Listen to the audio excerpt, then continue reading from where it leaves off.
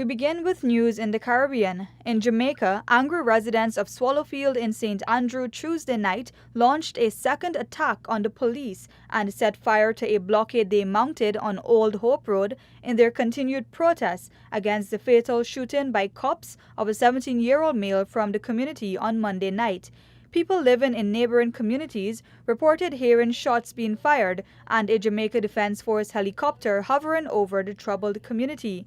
According to the police, the teen was shot during confrontation with cops, but residents have rubbished the police story, insisting that there was no confrontation and stating that only one shot was fired. It is time to resume hanging people in Barbados when all their appeals have been exhausted.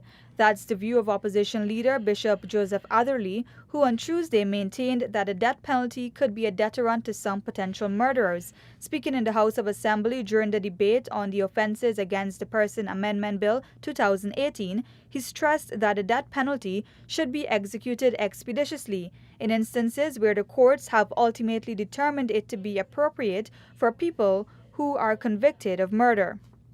Internationally, Pope Francis has summoned senior Catholic bishops from around the world to the Vatican to discuss the protection of minors in his latest attempt to come to grips with a spreading sexual abuse crisis. The head of the National Catholic Bishops' Conferences will meet with Francis from February 21st to the 24th. The announcement came at the end of the three-day meeting of the C9, a group of 9 cardinals from around the world who advised the Pope. German Chancellor Angela Merkel condemned xenophobic attacks and the use of Nazi slogans in a robust speech to Parliament on Wednesday, after the most violent far-right demonstrations in decades exposed deep divisions in the country.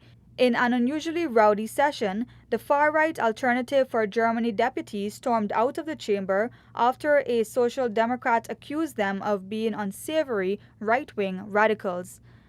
Back to you.